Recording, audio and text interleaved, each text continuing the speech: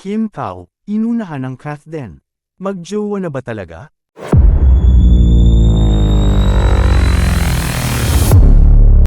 Ipapalabas na pala sa October 2, 2024 ang first movie ni na Kim Chu and Paolo Avellino na My Love Will Make You Disappear under ABS-CBN Studios and Star Cinema mula sa direksyon ni Chad Vidines.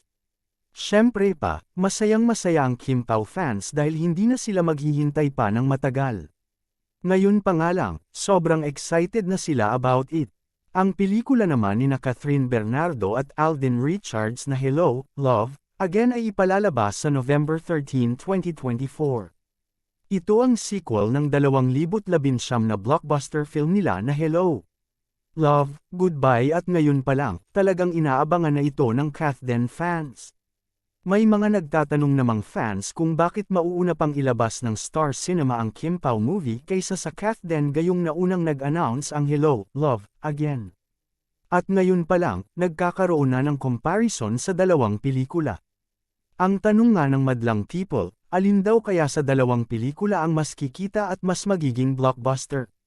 Parehong may malaking hukbo ng fans ang Kim Pao and Kath Den kaya naman ngayon pa lang ay inaabangan na ang resulta sa takilya ng kani. Ang pelikula kahit na nga magkaiba sila ng playdate. Samantala, sa It's Showtime nga ay ibinunyag ni na Kim at Paolo ang kanilang rom-com film ay may pamagat na My Love Will Make You Disappear na ididirect ni Chad Vidines.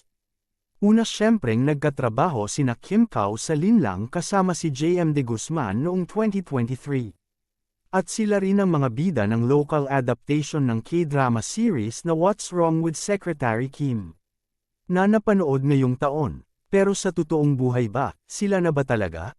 Nakuha, swerte si Paolo kung sila nga ni Kim.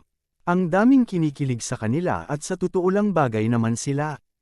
Yun nga lang, dapat ihanda ni Kim ang sarili na may isang anak si Paolo kay LJ Reyes na nasa Amerika kaya instant mommy siya pag nagkataon.